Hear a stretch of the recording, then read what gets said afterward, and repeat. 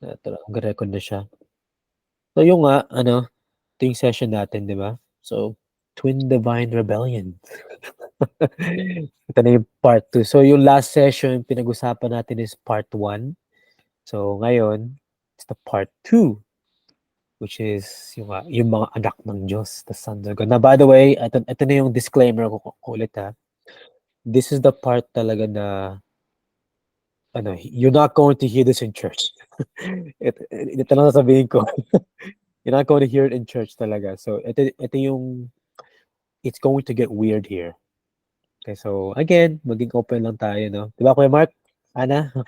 Yeah, Maging excited. open lang No problem. tayo. So, Sounds ito good. yung, oh, yes. So, ito yung outline natin. So, last session, ito yung, pinag-usapan natin yung the serpent, yung unang rebellion, di ba? Kasi remember, tandaan natin, ang ginusto ng Diyos is yung nga, pamilya, di ba? Both in the heavenly realm and yung earthly realm. In Eden, di ba? Sa Eden. And the original mission, yung original job, ang ginusto talaga ng Diyos is yung ano, yung the Edenic vision to make the rest of the world like Eden. So yun ang original job na initos ng Diyos. So itong ginusto niya talaga. And how do we do that?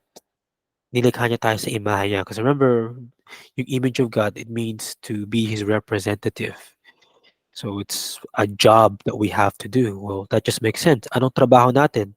To make the rest of the world like Eden. That's why we have to go out there. Kaya yung Edenic and Dominion mandate yung pinag-usapan natin. Pero, sinunod ba nila yung utos ng Diyos? So that's why we have the rebellion happening. The twin divine rebellions happening. So you have part 1, we talked about yung serpent and then of course yung Adam and Eve.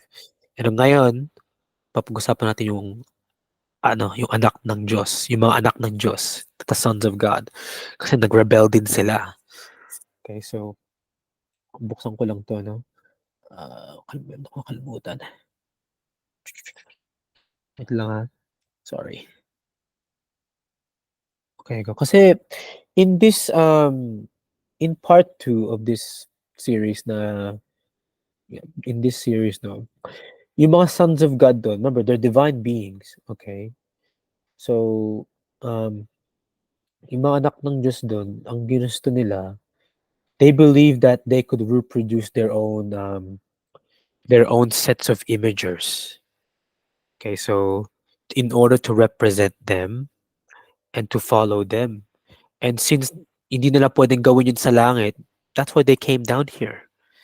So they came down here and they did it by coming to earth and they reproduce with you with human women instead. Kaya and also ano naging catastrophic siya, lumala yung sitwasyon to the point na yung nga na ano, they gave birth to giants, yung mga hybrid beings. Ito na yung Kuya Mark, yung mga Nephilim. Papasok din yan.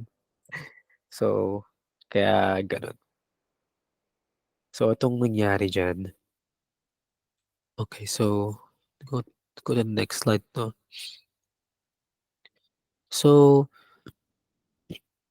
remember the story. Ito yung the twin divine rebellions na pinapag-usapan natin ngayon, di ba? And usually, in church tradition, even today, ang if you ask the question, why is there sin, evil, and suffering in the world? Ang traditional answer natin is yung Genesis 3. It's the fall, di ba? Pero if you ask that same question to an ancient Israelite, to an ancient person, ang sasabihin nila is, yes, it's Genesis 3, pero meron ding mga ibang dahilan. There's two. There are other two. There's two more. And one of the things that they will say is the sons of God in Genesis 6. That's the second episode of a rebellion. And then the third episode of rebellion is yung nangyari sa Tower of Babel. In Genesis 11, Deuteronomy 32, and also Psalm 82. Yung tatlong passage na yan, konektado yan silang, konektado yan, those verses, yung nangyari sa Tower of Babel. And kung itong sagot mo, if you're an ancient person, kung itong sagot mo as to why there is evil and suffering in the world, why is there sin, you expect the Messiah to fix it. You expect the Messiah to fix it. And that's what you get in the New Testament with Jesus. It's just that ano, hindi natin siya nakikita kasi wala yung supernatural worldview in our head eh, na parang nawala sa atin yun. Yung ancient context, yung divine counsel, supernatural worldview context, parang tinapon natin siya. So, ito yung mga outcomes of rebellion. So, Genesis 3, ang naging outcome ng Genesis 3 is yung separation from God and death. Remember, separation from God? God banished them out of Eden, and Eden is no more.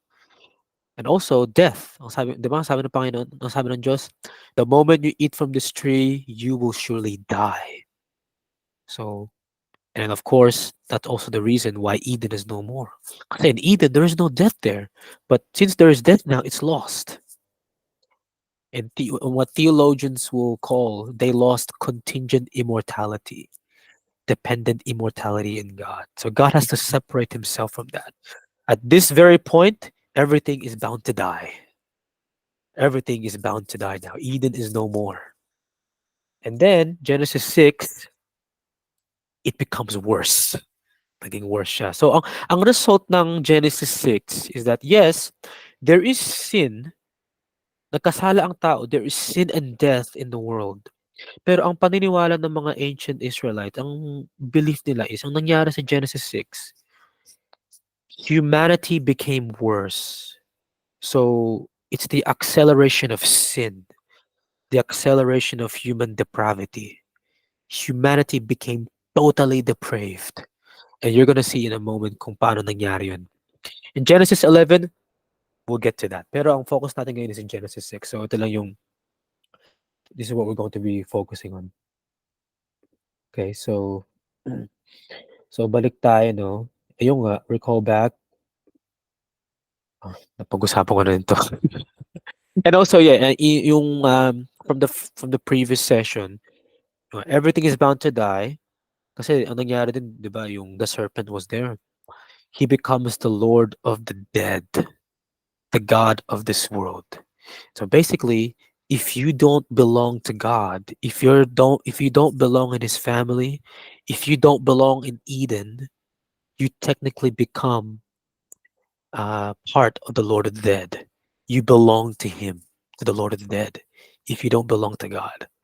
So it's anti-Eden. It's the total reversal. If you don't belong to God, you belong to the Lord of the dead, the God of this world. So, but that is reversed with Jesus, of course. Alam na natin yung story, di ba? Okay, so, ayan. So, yun po nangyari in the first rebellion.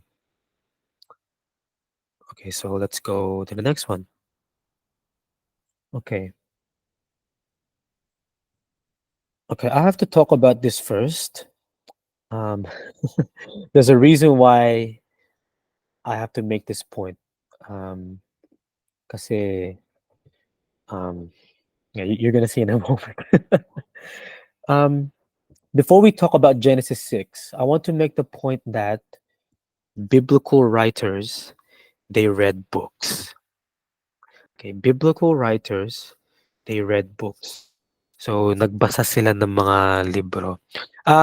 Ana, since nawala ka, no, i-recap lang kita ha. Balik tayo dito, no. So, 'di ba, ito yung story so far. Kasi 'di ba, if you ask the traditional question today, a traditional Christian, general Christian, why is there evil, suffering sa mundo? Usually, ang sagot natin, 'di ba, is Genesis 3. Pero if you ask yung ancient person that same exact question, ang sasabihin niya is, yes, Genesis 3, pero meron pang mga ibang dahilan. It's Genesis 6 and Genesis 11, the Tower of Babel, the sons of God. And if this is your answer as to why there is evil, sin, suffering in the world, you expect the Messiah to fix it. And that's what you get sa New Testament, sa kay Jesus. Hindi lang natin siya nakikita kasi we don't have the supernatural worldview in our minds. Parang tinapon natin siya, 'di ba? So we just talked about din yung outcome of the rebellion, yung Genesis 3, 'di ba? Ang outcome ng Genesis 3, yung unang rebellion, separation from God and death. They were banished from Eden. if you remember. And also death. The moment you eat from this tree, you will surely die. Ang sabi ng Diyos sa kanila, di ba? And because of that, Eden is no more. Wala na. And then Genesis 6, itong focus natin ngayon. Ang nangyari naman sa Genesis 6 is, yes, there is sin, there is death now, pero ang nangyari doon, humanity became worse. And you're going to see in a moment kung paano nangyari yun. It's the acceleration of human depravity. Like, lumala yung sin. Kaya when we say humanity is totally depraved, it's not necessarily what happened sa Genesis 3, pero ang nangyari sa Genesis 6. Humanity became worse. And papag-usapan natin yung kung paano nangyari yun. And also Genesis 11, papag-usapan din natin yan from another time. Next session yan. Pero ang focus natin ngayon is Genesis 6. Okay.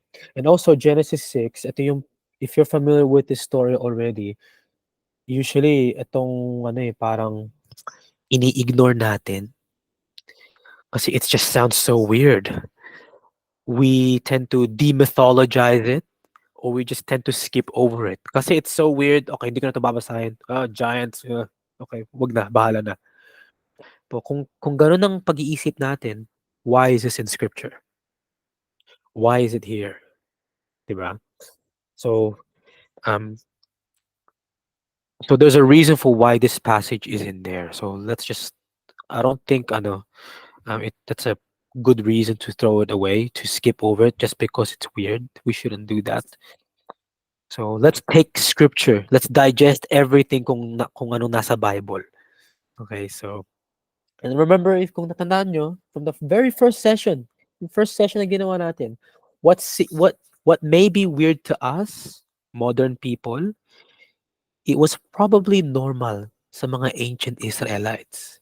So let's not forget about that. So we can't just say no, skip natin to. Okay. So, yun lang yun. Pero ang focus natin is Genesis 6 today. Okay, we did a recall back there as well. Pinapag-usapan na natin yan. Okay, so before we talk about Genesis 6, again, ito yung sasabihin ko sana kanina. Before we talk about Genesis 6, it's very important that we make this point that biblical writers read books. Nagbasa sila ng mga libro. Yung mga biblical writers. Kasi, pakita ko lang to.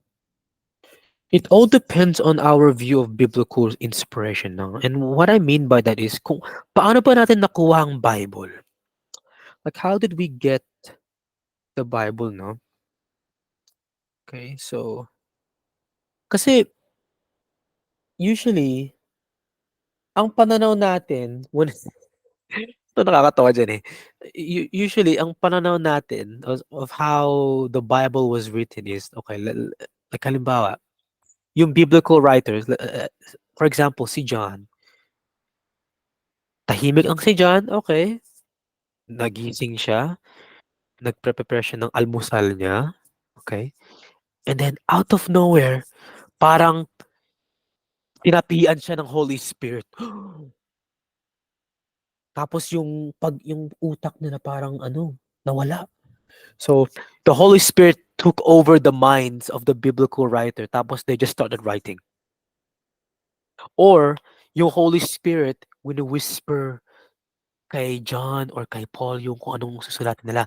Oh, okay, John, sulatin mo to ha. John 3:16, for God so loved the world. Make sure itong sulatin mo. And then, nung nawala na yung Holy Spirit sa kanila, si John, tinignan niya yung sinulat niya. Ano sinulat ko? Ang ganda niya na. I had no idea na ito palang sinulat ko. I had no idea. I wasn't aware of what I wrote because my mind was disengaged. I was getting, parang yung words na nakikita natin sa Bible ngayon, parang napunta lang sa pag-iisip ng biblical writer by mental download. By mental download, di ba? So, I don't think scripture is written in that way. And you're going to see in a moment. What we mean by biblical inspiration now, we all know 2 Timothy 3:16, di ba? All scripture is inspired by God. It's profitable for teaching, for reproof, for doctrine, and for encouragement, di ba? That's what Second Peter 3:16 says. Ang ang ibig sabihin ng inspired, scripture is inspired, is that scripture, it refers to source, kung saan siya nanggagaling. Where are you pointing it to? That's what it means. Divine origin, its source. It does not refer to process. Okay, biblical scripture is inspired. Okay, ang isipin natin, yung Holy Spirit parang pinoses yung biblical writer. Tapos nagsulat na lang siya, tapos hindi niya alam kung ano yung sinusulat niya. It does not refer to process, how it was written, pero it refers to source. Okay, so and that's what Second Peter 1 also says. Yung sinabi sa Second Peter 1, they were carried along by the Holy Spirit. Ang ibig sabihin lang nun is they were guided by the Holy Spirit. It doesn't mean na ang Holy Spirit parang pinoses sila or wini-whisper sa kanya, okay, John, sabihin mo to in John 1:1, in the beginning was the Word. Hindi ganun. Hindi ganun. So, but they were guided. Okay? Okay, so ganun. And there's also a view called verbal dictation. And yung nga, yung whisper sa kanila. And yung nga, the biblical writers were not possessed by the Holy Spirit. So, ang tanong dyan is, how was the Bible written? Okay, how was the Bible written?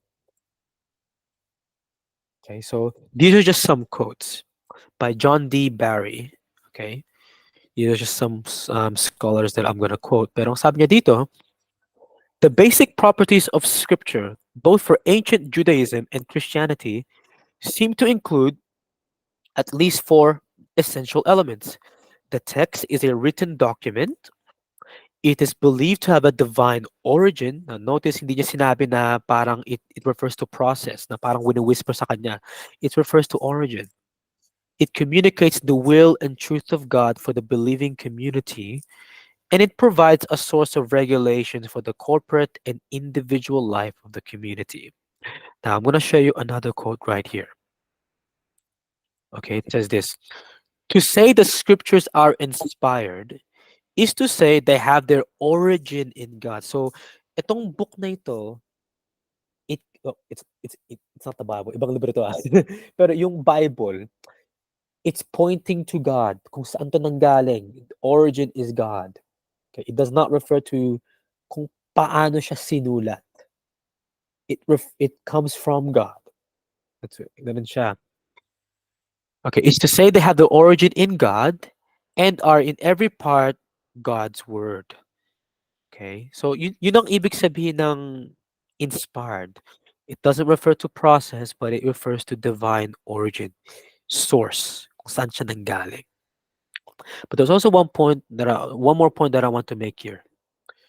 Biblical writers read books, diba? Okay, so this is a quote by Wayne Grudem. Basahin ko na lang din ulit. It says here, okay, ito yung sulat nila to. Remember, the biblical writers, ito sila nagsulat na ito. In cases where the ordinary human personality and writing style of the author were prominently involved, as seems the case with the major part of Scripture, all that we are able to say is that God's providential oversight and direction of the life of each author was such that their personalities, their backgrounds, and training, their abilities to evaluate events in the world around them, their access to historical data, their judgment with regard to accuracy of information, and their individual circumstances when they wrote were all exactly what God wanted them to be. So that when they put so that when they actually came to the point of putting pen to paper, the words were fully their own. Okay, the words were fully their own, but also fully words that God wanted them to write. Words that God would also claim as his own. So the point that I want to make here is this. Ito lang yan eh. Ang Bible, it's a divine book, yes, but it's also a perfectly human book. And that's very, very important. If you remove, okay, this is going to sound strange, but if you remove the human element out of scripture, you actually expose the Bible to criticism. You expose the Bible to criticism. Parang ang nangyari sa Bible, it has no context. Parang wala siyang context. And so what I wanna say is this.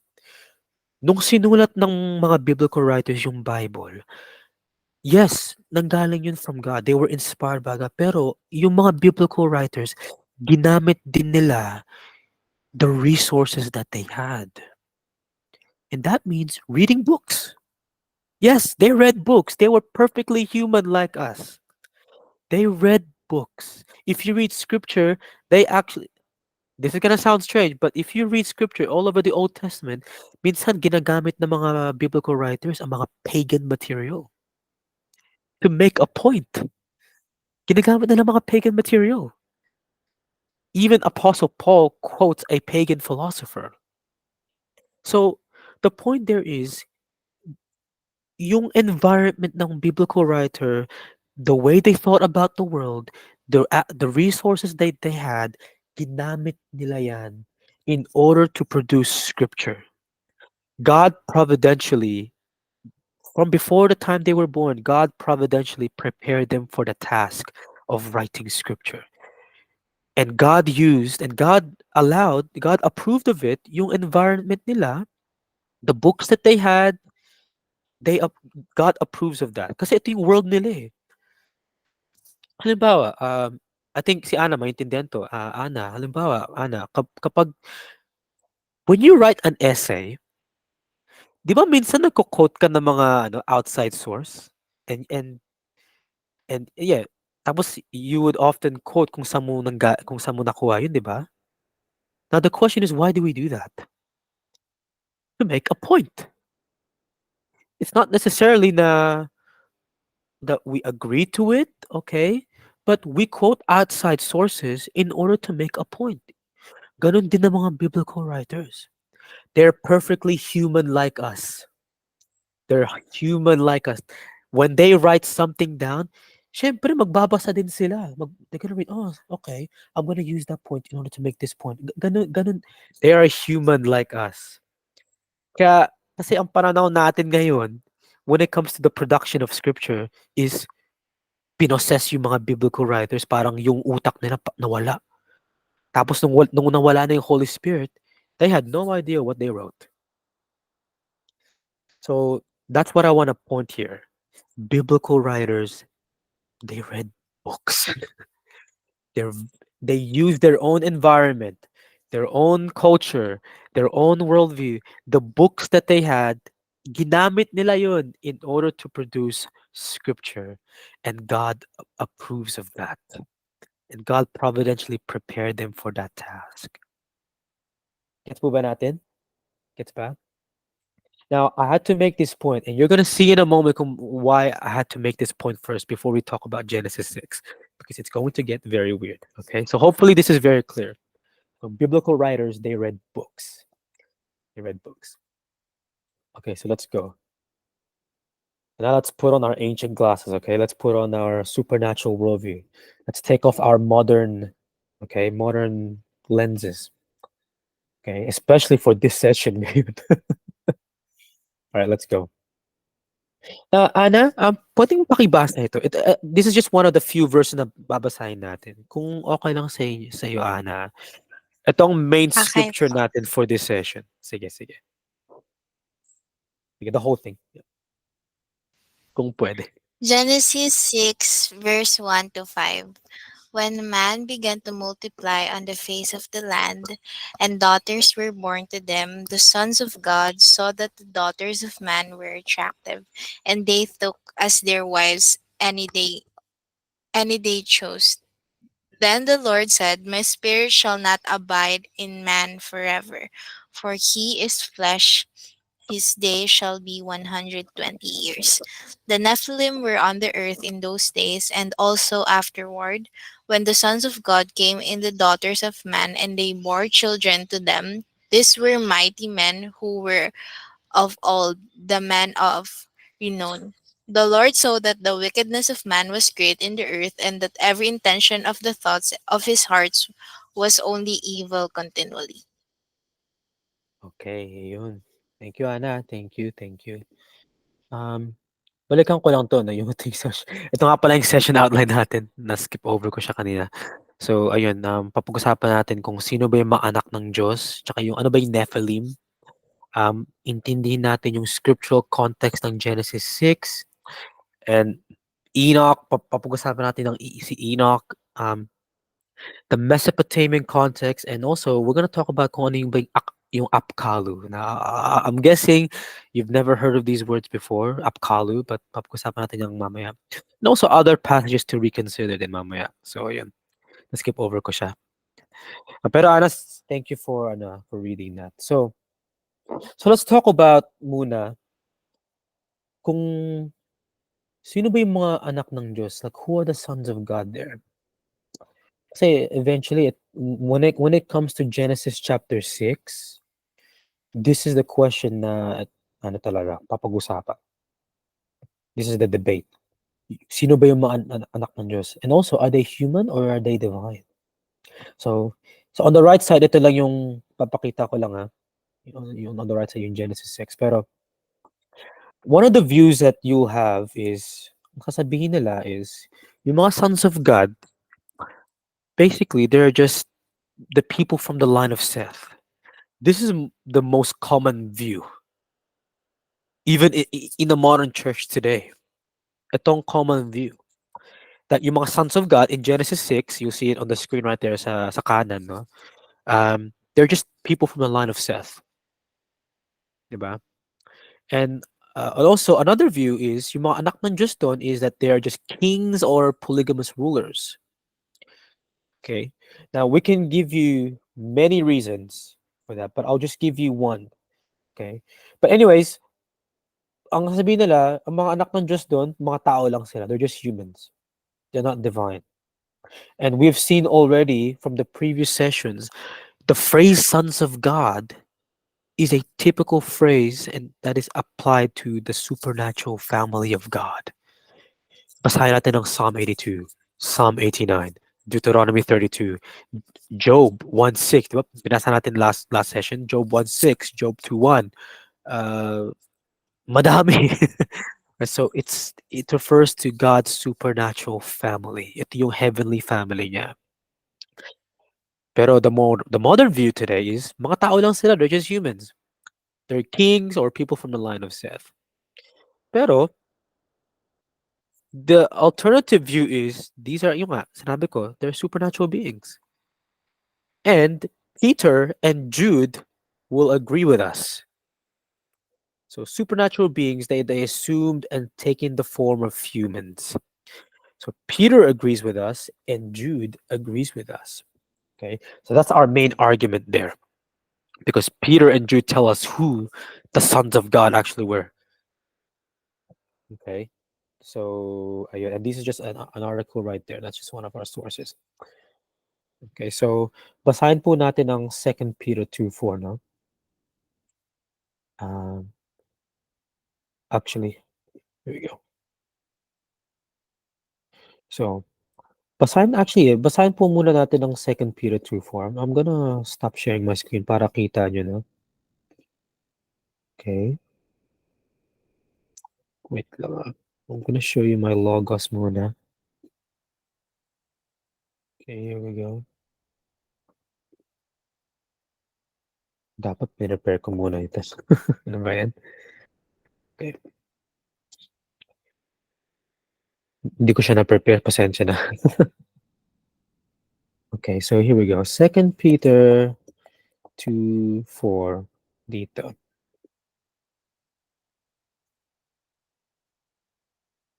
Basahin natin siya dito. Okay. In 2 Peter 2:4, mag-thumbs up nga kayo, Kuya Mark, Ana, kung kita niyo yung screen. Kita niyo ba? Thumbs up nga kayo kung kita niyo siya. Ayun, okay. Sige, sige. Thank you, Ana. Thank you. Okay, so 2 Peter 2:4.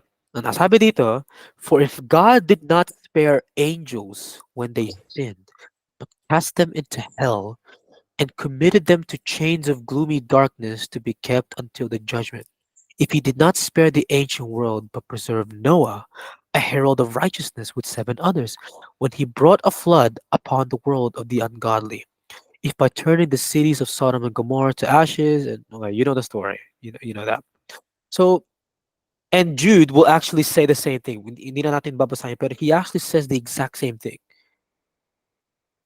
Okay, so balik tayo sa slide, di ba? Balik tayo dito. So binasa natin, okay, so binasa natin ng 2 Peter 2:4 and Jude 1:6.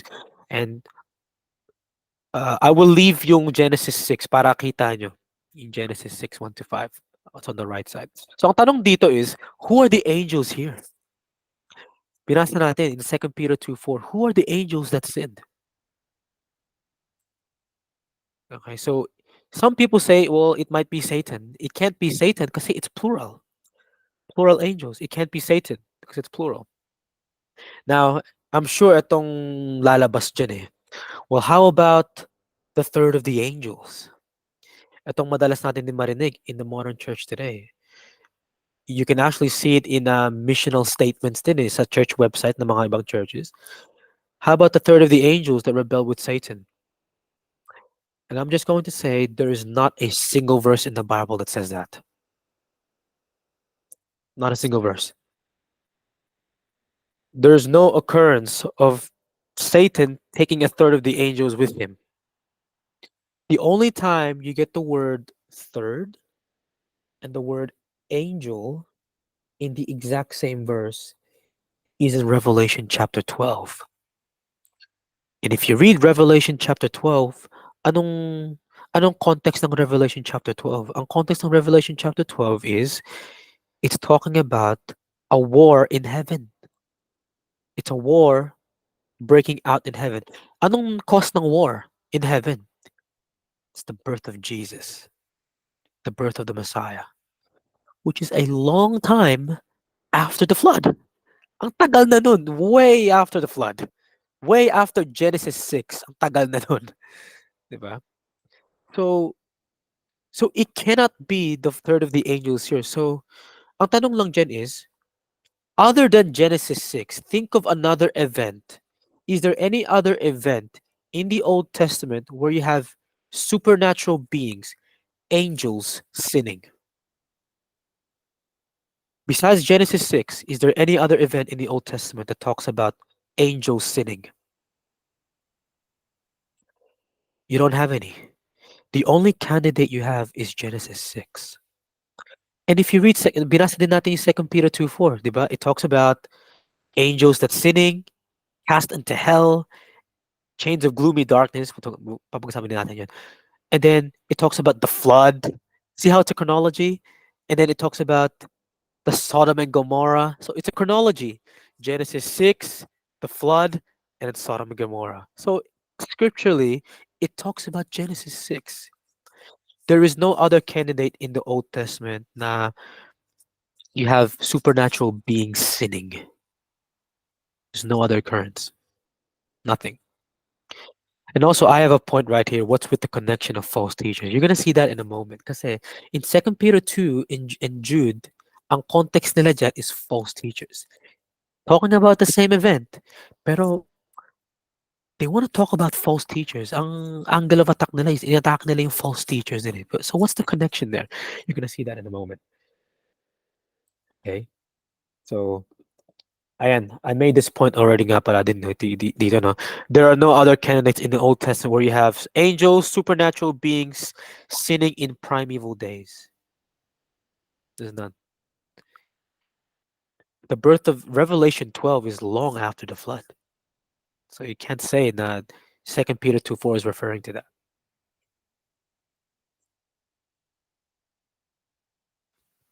Oh, excuse me. Na-aching ako. Sorry. Pero ayun po. And also, binasa natin yung 2 Peter 2:4, di ba?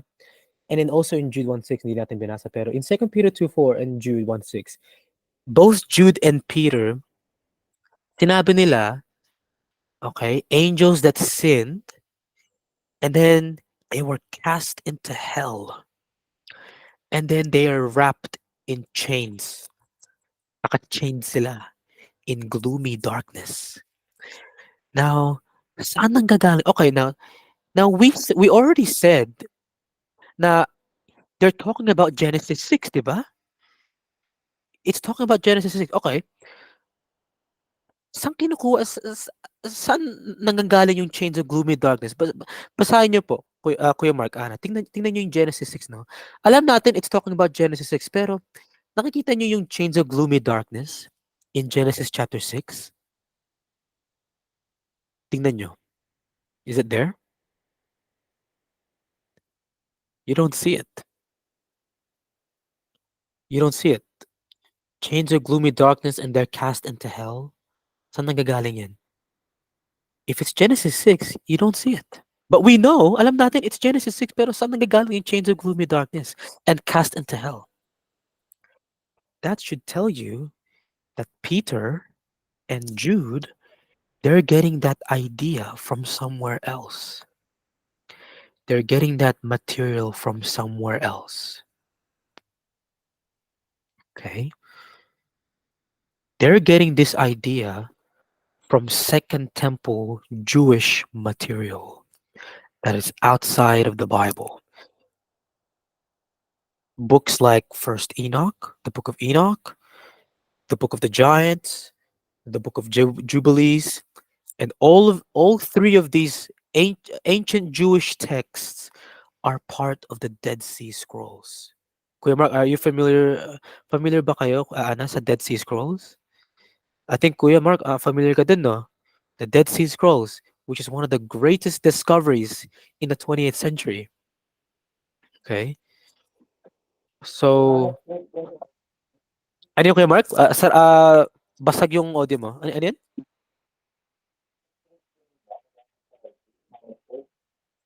Hindi kita rinig, Kuya. Basag yung ano mo. Pero sige, mamaya na lang, Kuya. Sige, sige. Pero yes, um, so Peter and Jude are getting this material from somewhere else. Yung chains of gloomy darkness. I have it right here, Jude 1:6 and 2 Peter 2:4. They're getting that material from Second Temple Jewish literature that are outside of the Bible. First Enoch, the Book of Giants, the Book of Jubilees, and they're all part of the Dead Sea Scrolls. They're all part of the Dead Sea Scrolls. And I'm going to show you the quote. I'm only going to show you Enoch. But look at this. This is First Enoch, chapter 10. It says here, if you look in verse 6, cast him into darkness. Okay, verse 7. Ito mga ito yan si Raphael, si Azazel, si Dudael, mga angels yan. You're gonna see who they are in a moment. They're cast into darkness, and in the great day of judgment, let him be cast into the fire. Diba? So,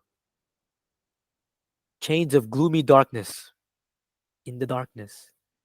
They're getting this material there. So again, this is why I had to make this point first. Kasi I get the idea na in the church today, and I understand the impulse naman. Naiintindihan ko naman. We're not encouraged to read these books kasi of course it's to protect false teaching. And of course I understand that. Of course, we have to be very careful kung ano yung babasahin natin. Pero I think that it misses the context. Because remember, these guys, si Jude and Peter, nagbasa sila ng mga libro. They're perfectly human. They're perfectly human like us. Kung like, when someone writes this book, this is by Michael Heiser. Ito yung book niya, Unseen Realm. And this is by Frank Turek. You all know Frank Turek, diba, kuya? I don't have enough faith to be an atheist. Whenever they write a book, they're quoting sources. Diba? Ganon din ng mga biblical writers. They're perfectly human like us. That's what they do right here. Okay? So that's the context of that. Genesis 6. He is drawing, both Peter and Jude are drawing on First Enoch. Kung anong nangyari doon. Okay, so now the question is this. What is the context of Genesis 6 now? Ano bang nangyayari dito? So balik tayo dito, no? So if you look at Genesis chapter 6 there again, we want to know kung anong nangyari dito. What happened there? And what is Peter and Jude talking about? And what is Enoch talking about? Anong goal nila dyan? Kasi if you look at this, tingnan nyo ulit to Kuya Mark, Ana. Ang tanong din dyan is, like, is this Genesis 6, 1 to 4. Okay, Genesis 6, chapter 1 to 4, you have angels sinning, diba?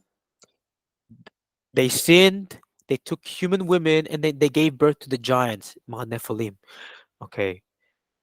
And then verse 5, sinabi, the Lord saw that the wickedness of man was great in the earth, and that every intention of the thoughts of his heart was only evil continually. So the question is, how do you go from a supernatural rebellion, and then ang naging result nun is lumala yung pagkakasala ng tao.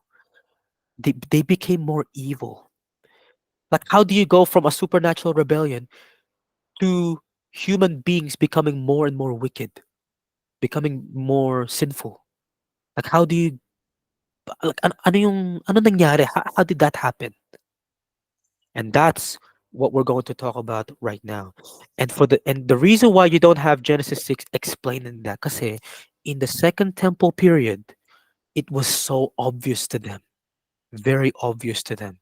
It's all over the libraries of the ancient Jews. Kung anong nangyari dyan, like what happened there. Okay? Kung anong nangyari dyan. Supernatural rebellion and then humanity becoming more and more wicked. Like, how does that happen? It was very obvious to them, to everyone. It's all over the Jewish library. It's all over their Jewish books. That's why you don't have the Bible explaining it, because it was so obvious. Okay? So now, anong nangyari doon? What happened there? And you're going to see how Peter and Jude connects that as well. And Enoch. So what happened there? Okay, what happened there? And this is where it's gonna get weird now, okay? Maging open lang po tayo. Ang nangyari doon, in Genesis 6, ang nangyari is they descended, diba? They descended, yung mga anak ng Diyos from heaven, the divine council, they descended here and they gave birth. They got human women, diba? And they gave birth to the giants, which is bad, of course. Pero ang ginawa din nila, here's the main thing. Ang ginawa din ng mga anak ng Diyos, they taught humanity knowledge. Knowledge given to humans. And yung knowledge na yun, it accelerated human depravity. Naging, like, lumala yung condition nila. They became more and more depraved. So to just make the point here, no? So, diba? So Peter and Jude are drawing from First Enoch, diba? From the book of Enoch. The book of Giants tells us this. The book of Jubilees talks about this. All part of the Dead Sea Scroll material. It's all over the Jewish library. So if you read First Enoch or the book of Enoch, if you read First Enoch 6, it retells the story of Genesis 6. It's the same story. Parang parehas na eh. They became, ganun ganun. And then, pero yung term ni Enoch for the sons of God, iba. Ang tawag sa mga anak ng Diyos is the watchers. Now, you're familiar with the watchers, diba? We talked about this in, I think, first session ata. Watchers is a biblical term. You find it in Daniel chapter 4. It's a perfectly biblical term. You can use it. Pwede natin siyang gamitin. The watchers. So, ito yung term ni Enoch for the sons of God. So, the watchers, they descended, and the place that they descend to, ang lugar, bundok siya. It's a place called Mount Hermon. Keep that in mind kasi that's going to be very helpful for this session and also for the next sessions to come. They descend in a place called Mount Hermon. Doon sila nag-descend. And in First Enoch chapter 8, it ano lista siya ng mga anghel na dumating dito. Yung leader niya, yung mga leaders, one of the leaders there of the angels is si Azazel. Now, do you remember Azazel from last session ba? Or si Azazel or um si Shemkaza. Yun, weird words. Pero ito yung mga pangalan ng mga anghel na nag-descend. Si Azazel, si Shemhaza, di ba? So, again, ang nangyari in Genesis 6, the reason why humanity became more and more depraved is because yung mga watchers, yung mga sons of God doon, they taught humanity parang parang forbidden knowledge or knowledge. Let's just call knowledge. And the knowledge they gave to them, it accelerated human immorality and human depravity, such as idolatry, to worship them instead, diba? To worship us instead, sorcery, arts of seduction, in order uh, um, to, to accelerate human sexual immorality, 'di ba? Astrology, to worship the sun, the moon, and the stars, 'di ba? They taught them all sorts of wicked things, weapons for warfare. They taught them how to make swords and knives, shields, mga espada, axe, mga ganun. Tinuruan sila kung paano gumawa niyan to accelerate human immorality. Um, Potions and drugs for intoxication, to produce altered states, to lose your mind. Itong mga tinuro ng mga watchers sa mga tao. And what they taught humans, they became more depraved. It destroyed families. It destroyed homes. It resulted in bloodshed, gera. Like, ang dami nangyari. Kasi, remember, ito rin ang mga iniisip ng mga anak ng Diyos eh. So, they rebelled against God, diba? They didn't want to follow God. So, they're gonna do everything they can to stop Eden from spreading. So, you know what? Okay, let's teach you, okay, we can't do it our own. Siguro, turuan natin yung mga imagers of God na inilikha ng Diyos. Sige, turuan natin sila. Sige, let's teach them swords. Let's teach them how to kill each other. Turuan natin sila kung para magpatayan sila. Okay? So, kasi remember, humanity is sinful already because of what happened in Genesis 3. They're separated from God already. You have death already. Separation from God. Humanity is sinful now. Pero ang ginawa ng mga anak ng Diyos, they are sinful. Okay. Let's help them become better sinners. Tulungan natin sila para magkasala sila ng sobra pa. Yun ang ginawa ng mga watchers. Yun ang ginawa nila. That's what they did. So they taught humanity these. Itong tinuro nila. Idolatry, sorcery, arts of seduction, human sexual immorality. It broke families, broke up relationships, weapons for warfare. It destroyed people. It killed lots of people to stop Eden from spreading, diba? To stop the advancement of the kingdom of God. Potions and drugs for intoxication, to lose themselves. And actually, these sinful stuff, you can actually see these some of them in the Old Testament in the same category.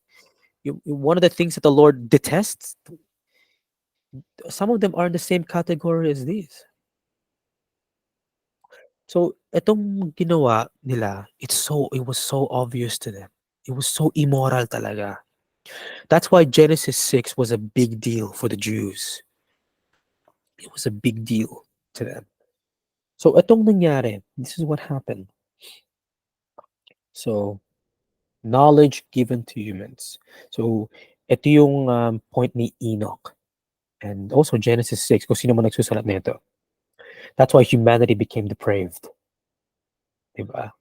So, pero let's go deeper, no? Let's go dive deeper. Tingnan natin yung Mesopotamian background niya. Kasi, remember, basahin natin ulit yung, balik tayo sa Genesis 6, no? It says here, the Lord saw that the wickedness of man was great, and that every intention of the thoughts of Israel was only evil. So, they said that it was evil talaga. It's very evil. But why did I say it's evil? And why are they doing this? Tingnan natin yung yung Mesopotamian background niya. Kasi, what's happening in Genesis 6, 1 to 5, Jewish writers, the biblical writers, are responding to something. It's what you call, Kuya Mark, polemic siya. Ang Genesis 6, I think we also need to make this point. Ang Genesis 6, hindi lang siya sinulat para sabihin sa atin na may nangyaring baha. It wasn't designed to tell you na that there was a flood. Genesis 6 is also written to make a point. It's making a theological point, a polemic, a biblical argumentation. Nagre-respond din sila. It's not just telling us a historical account. Oh, did you know na may flood dati? It's not just that, but they're responding to something here. And what they're responding to, we're going to make the point. Enoch, Genesis 6, Second Peter, and Jude, they're responding to the Mesopotamian background of that. And if you're familiar with Mesopotamia, this is where Babylon was. Nandiyan ang Babylon. And if you're familiar with Babylon, it was one of the most chaos, mga- like chaos agents na nangyari kay Israel, sa Israel. They were in captivity for 75 plus years. So it was a horrible situation for them. Kung anong ginawa sa kanila ng Babylon. Diba? So they are responding to this. And also, the Apkallu right there. But we're going to talk about kung ano yung Apkallu in a moment. Okay? So, what's the Mesopotamian background? Tingnan natin na yung Mesopotamian background niya. So, in the Mesopotamian background, yung mga Babylonians, no, they also have their own version of the flood. They also have their own version of the flood. Now, I'm gonna try to simplify this lang ha. Actually, if you look at all other religions as well, mga ibang cultures, they have their own versions of the flood as well. The Greeks, the Chinese, the Indians, Mesopotamia, the Sumerians. Of course, you have Israel as well. So, the Babylonians also have their own version of the flood. Now, sa version nila, okay, now catch this, okay? I want to see if you understand this. Tingnan natin to. In the Babylonian version of the flood, okay, they have divine beings. It involves divine beings called the Apkallu. Okay, catch that. Okay, divine beings. Ang tawag sa kanila ay the Apkallu. Okay, Apkallu, remember that. Now, yung Apkallu, they're divine beings, yes, but they are seen as the great civilizers of Babylon. In other words, sila yung parang cultural heroes from before the flood. And and what I mean by a civilizer is ano siya, parang or cultural hero is like tulungan mo ako nga ako ana. I can't think of a Filipino example or Australian example, pero an example would be like they introduce something into culture to help benefit society. Like halimbawa, kung kilala nyo si Thomas Edison, siya yung nag-harness ng the power of electricity to give us light bulbs. Kaya meron tayong ilaw ngayon. So, yun ang inintroduce niya into civilization to help better society. Diba? Another example is the Wright brothers. Sila yung nag-invento ng eroplano. Diba? So, sila yung parang civilizers. They introduce something to culture in order to benefit society, to benefit culture. So, yung mga Apkallus, ganun din sila. They are seen as the civilizers of Babylon. And they are the reason why Babylon was so great and powerful. Okay? And ang depiction sa kanila, yung mga Apkallu, ito yung i-picture nila, kung kita nyo. They are depicted as um, the seven sages, half man, half fish. Now, actually, the word Apkallu means a wise sage. By the way, wise sage. Now, here's the thing. Diba? Cultural heroes sila ng Babylon. They are the reason why Babylon is so great and powerful and mighty. Okay? And the reason why is they taught humans knowledge. They taught them medicine, they taught them wisdom, they taught them astrology, craftsmanship to build a powerful civilization. In this respect, Babylon. That's why Babylon is so great. We're the most powerful city on the planet. There's no other city like us. And kaya ganun, it's because of the Apkallu. Yung mga Apkallu, parang ano din sila eh. Because it's also because of the gods. The gods gave them this knowledge. Ganun. To teach humanity those sorts of things. So you have cohabitation there as well. Nakalimutan ko i-mention. Cohabitation of the Apkallu. See the connection? Diba? Kaya ito yung version nila. Okay? And for them, kung yung mga tinuro ng mga Apkallu sa tao, they saw it as a good thing. It's such a wonderful thing para sa kanila. It was a good thing for them. Kasi nga, Babylon was so great. Okay? So for them, it was a good thing. But for the Jews, it was bad. It was evil. So that's why that's why they're responding to this. So yun ang connection dun. Okay? And also, this is also a good connection right here. Archeo- um, Archaeology, they actually have archaeological discoveries here. I mentioned an article dyan, no, si Amar Anus. It's actually a very good article, yung kung basahin niyo yan, on the origin of the Watchers. Antediluvian wisdom. Antediluvian just means before the flood. Yun ang ibig sabihin nun. So, in his article, si Amar Anus, sinabi niya, they have archaeological discoveries in Mesopotamia, in those area. Meron silang na-discover na Apkallu figurines, maliliit na figurines in building foundation. So, meron silang makahanap ng mga buildings doon, mga bahay or whatever. Tapos ang sinabi niya, yung mga Apkallus doon, um, it's underneath building houses, underneath building foundations. Kasi ang paniniwala daw nila is yung mga Apkallu is to keep bad spirits out. That's why they're found in building foundations. Remember, they're seen as the good guys for the Babylonians. Pero, meron din daw silang nahanap na parang it's engraved on the figurines, yung pangalan ng Apkallu. And in Akkadian language, Akkadian would be the universal language of the ancient Near East. Halimbawa, English today is the universal language, diba? So, the word Apkallu in Akkadian language naka-engraved daw sa figurine eh. In Akkadian, it's Matsare, which means watchers. Not a coincidence. Ang daming connection, no? So, do you see the picture here? Your connection, diba? You're gonna see it more right here. So ito yung Mesopotamian background of that, of Genesis 6:1 to 5, and also yung kay Enoch. And ito yung introduction of the Apkallu right here. So let's go deeper here. Basahin ko na lang din ito so para mabilis. So the Mesopotamian version of the flood, ang nangyari din doon is, to go deeper din, no, in the Mesopotamian version of the flood is, the higher gods of Babylon, particularly si Marduk, no? Diba? Marami din siya mga kasama no, si Marduk. The higher gods, they decide to send a flood to humanity because they did not do their job properly of taking care of the earth. And actually, yan ang the sole purpose kung bakit nilikha ng mga Diyos ang tao in the Babylonian version, to be slaves. Yun. We have to take care of the earth. In other words, to be slaves. Yun lang nga.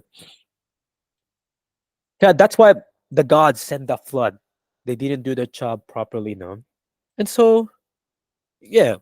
And then the gods high five each other. Yeah, good job. We're gonna send the flood. Yes, gonna. They're proud of that decision. Then eventually, nalaman ng mga Apkallu. Yung mga decision ng mga Diyos, nalaman nila.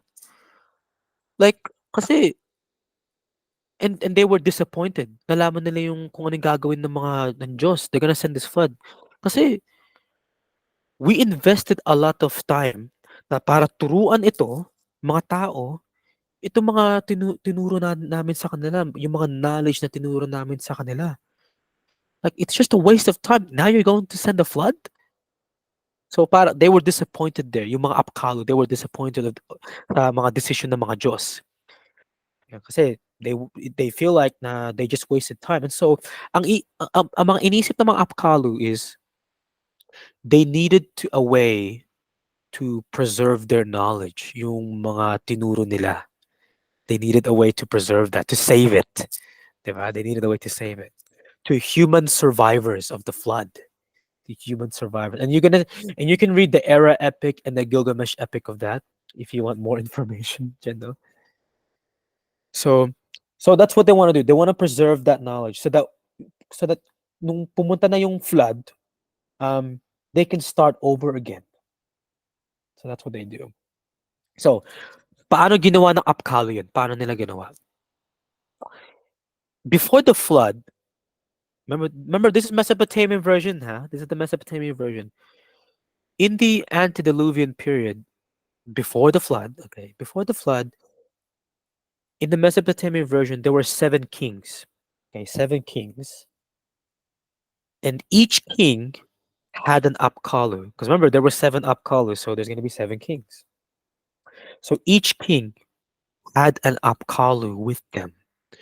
So, yung Apkallu, tuturuan yung hari, okay, I'm gonna transmit my knowledge to you so that when you survive, you can start over and build civilization again. We don't want itong knowledge na tinuro namin, we don't want it to, we don't want it to be forgotten. We don't want to lose it. So ito, tuturuan kita. I'm gonna pass on this knowledge to you sa mga hari. So yun ang ginawa nila. That's what they did. And then, nalaman ni Marduk, nalaman ng mga Diyos, yung ginawa nila in order to, you know, so nalaman ni Marduk, and then in their version as well, see yung mga Apkallu, they're locked up in the abyss. They're sent to hell. They're locked in the abyss. Does that sound familiar? The Apkallu are locked up in hell. Does this sound familiar? Now, and also, here's one more thing. So, remember, di ba sinabi ko kanina, before the flood, balik tayo dito, no? Before the flood, okay, if you go in this one here, di ba? Before the flood, yung mga Apkallu, they are perfectly divine. They were divine beings. Divine. Okay? They're divine. Now, after the flood, okay, now, natapos na yung flood. Okay, this is after the flood now. After the flood, merong 4 na Apkallu. They're post-flood Apkallu. There's 4 of them. And if you read the Gilgamesh epic and Era epic, Enuma Elish as well, 4 of those Apkallu are described as human descent. In other words, they were 2/3 of Apkallu. In other words, hybrids. Does this sound familiar? Okay, does this sound familiar? Okay. It should sound familiar again, because look, you have, again, think of your Bible in the Mesopotamian version of the flood. You have divine beings descending, you have cohabitation, you have knowledge being taught to humans. They're called watchers as well. Up, and then you have the flood, and then after the flood, they are hybrids. Hybrids. Does this sound familiar? Diba? And also, another proof, by the way, that the biblical writers were familiar of this version of the story is if you look at the Book of the Giants, which is part of the Dead Sea Scrolls. Remember, this is part of the Jewish library, Jewish literature, the Book of the Giants.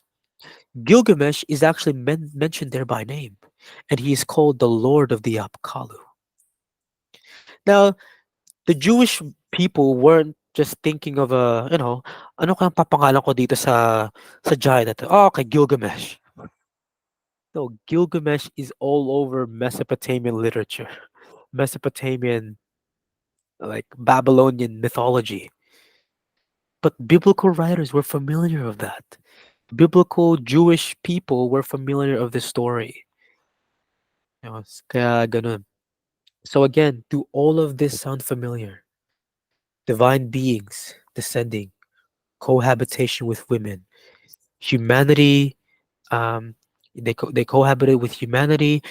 They taught humanity knowledge, and then after, and then you have the flood, and then hybrid beings. 2/3. Do all of it sound familiar? And the point that we want to make there is this: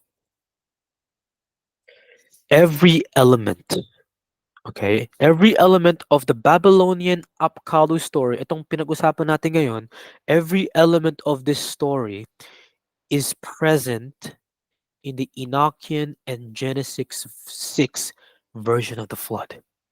Every element. With one major difference though, isang difference lang, with one major difference. For the Jews, for Israel, Enoch and whoever's writing Genesis 6, Peter and Jude as well. For the biblical writers, Enoch as well, they said that what happened here sa Genesis 6, kung anong nangyari dito, it was evil. It was bad. It led to humanity becoming more and more wicked. But for the Babylonians, okay, it was a good thing. Kasi because of this, Babylon became great because of the knowledge given to them by the gods of the Apkallu. So that's the major striking difference there. Okay, again, I'll say this again. Genesis 6 is not only designed to tell you that there was a flood, it's also making a theological point in a version called a polemic.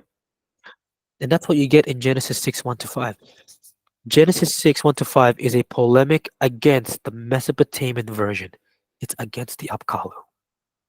Kung ano nangyari dito. That's what happened. And that's why, if you go back here, no? Um, if you read here again, Genesis 6 1 to 5, verse 1 to 4, you have the account happening. And in verse 5, makes the point na anong, yung nangyari dito, it was evil.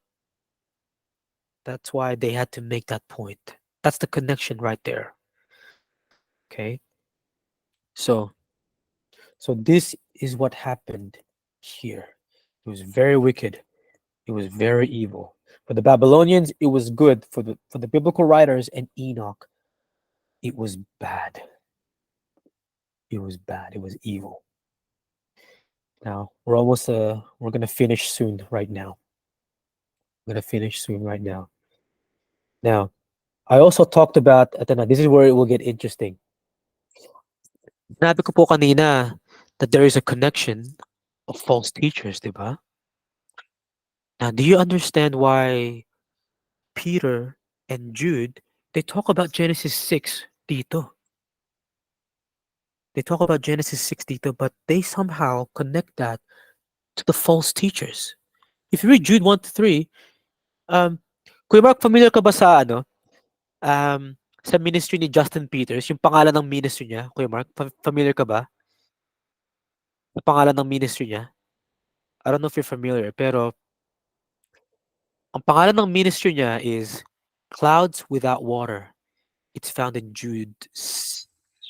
Oh, I forgot. Somewhere there. It's found in Jude. And it's describing false teachers. So, 'di ba Ana, binasa natin ito in yung 2 Peter 2 verse 4, 'di ba? It's talking about Genesis 6, 'di ba?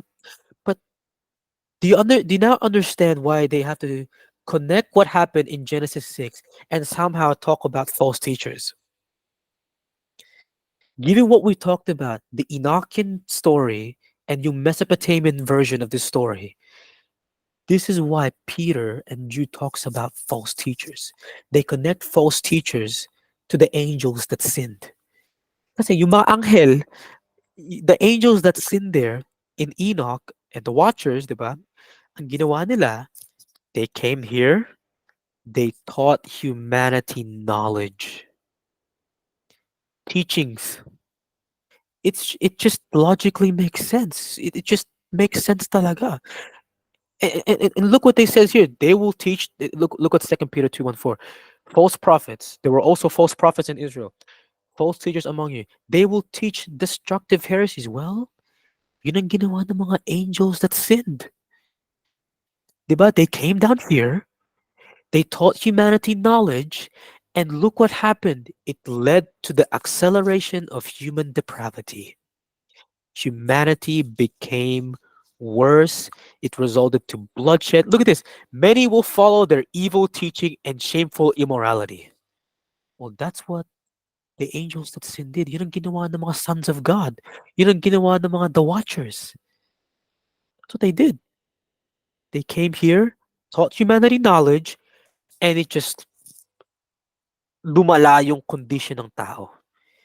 Yung pagka-sin nila. It helped humanity become better sinners. And it led people astray. It destroyed themselves. It tore up relationships. It tore up families. It caused wars. Yung mga nangyari dito. That's what happened. Yeah, it's not a coincidence. It just makes sense talaga. It makes sense for Peter and Jude to connect the false teachers to the angels that sinned in Genesis 6 and Enoch. The angels that sinned not only transgressed the boundary between heaven and earth, but corrupted humanity with the knowledge, teaching, false teaching that they passed to them. That's what the Apkallu did. For the Jews, they were believed to lead people astray. It just makes sense talaga. Why Peter and Jude connects this to false teachings, false teachers, the angels that sinned.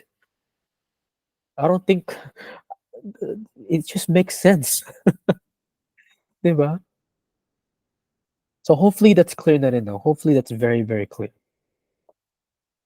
Ito, we're getting to the last slide now. We're going to the last slide na. Ito na yung last slide. Now, we also talked about, di ba sinabi ko kanina, if this is your answer as to why there is so much evil and suffering in the world, you expect the Messiah to fix it, di ba? Now, where do we see that in the New Testament? But like, how does Jesus solve this problem? Of course, we're gonna have a session on that. But other passages to think about in the New Testament. Pinag-usapan natin on the last session, di ba, yung Isaiah 14 verse 19, mga Rephaim, Nephilim, Anakim, Zamzamim, Amim. These are the names of the giant clans. Di ba, Genesis 6, you have the Nephilim. There were more giants that came. You have the Anakim, you have the Rephaim, you have the Zamzumim, and you have the Amim as well. These are the names of the giant clans. Now, you're not going to hear this in church, but it's there. Nandyan siya. If you read Deuteronomy chapter 2, Deuteronomy chapter 3, it's there. Yung mga Zamzumim. Numbers 13, the Anakim. Remember, I think we're all familiar with this story. When they were yung mga the 12 spies of Israel, when they were looking at the promised land, natakot sila kasi nakita nila yung mga Anakim. So they ran away. And then because of that, you're going to wander in the desert for 40 years. Diba? But okay. We're talking about demons here. This is going to sound strange, but I think it's true. If you ask the ancient person, where do demons come from? This is it. It's right here. Those are the guys. Those are the demons come. That's what a demon is. Because remember, if you read Isaiah 14 verse 19, di ba binasa natin yun? When the Rephaim die, when a giant dies, when a Nephilim dies, nasaan sila? They were in Sheol. They were in the grave. A demon, okay, now catch this. A demon, yung mga kinakasot natin, a demon is the disembodied spirit of one of these guys. That was the belief in Judaism. If a Rephaim dies, if a giant dies, yung spirito nila, that's what you call a demon. Yung mga nagpo-possess in the New Testament, diba? That was the belief in Judaism. That was it. And it's also It's when it comes to the giant clans, din no. Now think about this. When it comes to the giant clans, it's not a coincidence that the three archetypal figures of the Messiah in the Old Testament, who are the major archetype figures of the Messiah? You have Moses, you have Joshua, and David. It's not a coincidence. The three archetypal figures of the Messiah, etong tatlo, they are the ones who wind up destroying the giant clans. It's not a coincidence. Moses, ano sabi sa kanya? The Messiah will be like a prophet, like unto Moses. And if you read Numbers 21 and Deuteronomy 2 and 3, Moses defeats giant Og, King Og from Bashan. Diba? Again, you're not going to hear this in church, but it's perfectly there. Okay, so Moses defeats the giant Og, king of Bashan, archetype figures of the Messiah. How about Joshua? In Joshua chapter 11, Joshua defeats the Anakim in the land. But of course, uh, there were some giants that nakatakas sila and they went to the Philistine territories. And that is finished by who? Ito na yung familiar story na alam natin, Sunday school story. Who is the famous giant na dinefeat ni David? It's Goliath. Di ba? It's Goliath.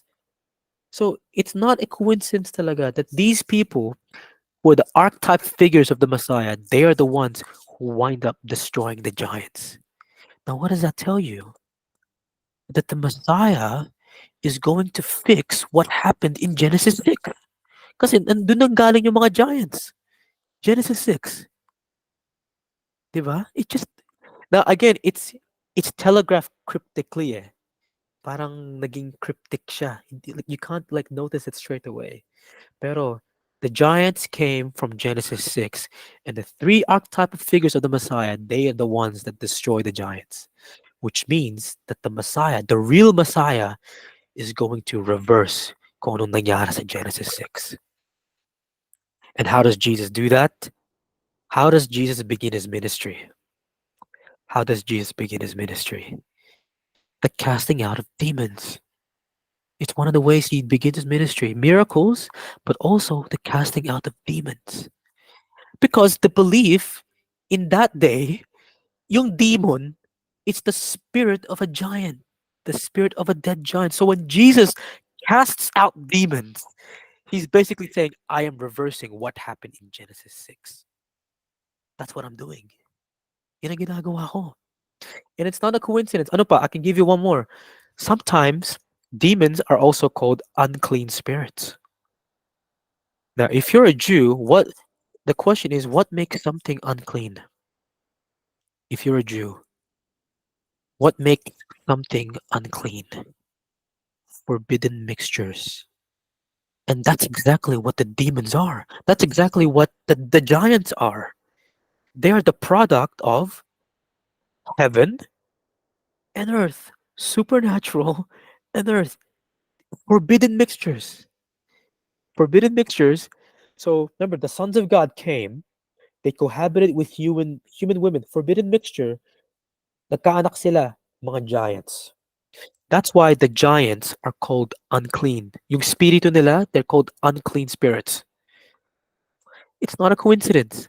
Another one of being unclean. Think of the Samaritans, diba? If you're familiar kung yung mga Samaritans, diba?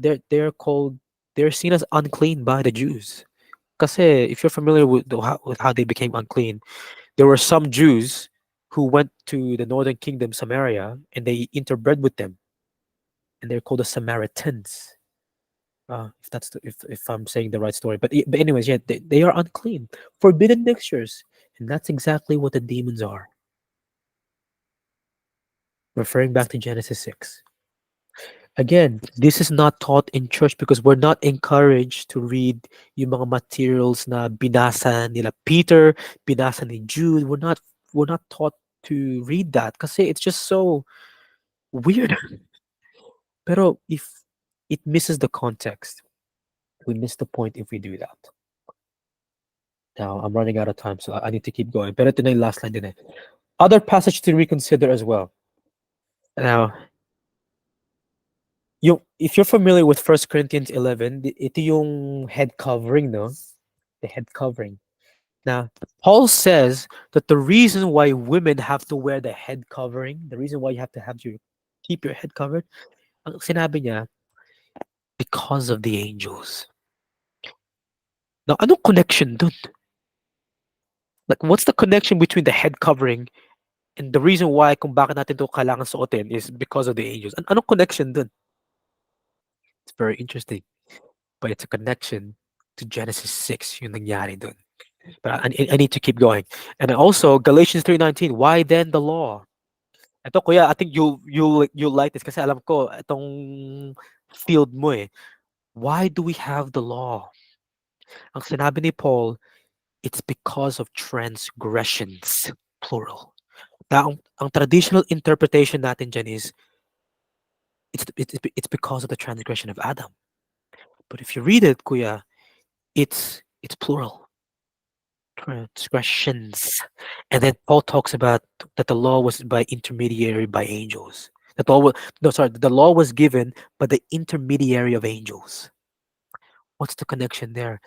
Look into that, Kuya. I think you'll like that. Galatians 3:19. Why was the law given? Why? Diba? And also, Mark chapter 9, 20, Mark chapter 9, yung transfiguration, this is a very familiar story. Ang tanong dyan is, saan ginanap yung transfiguration of Jesus?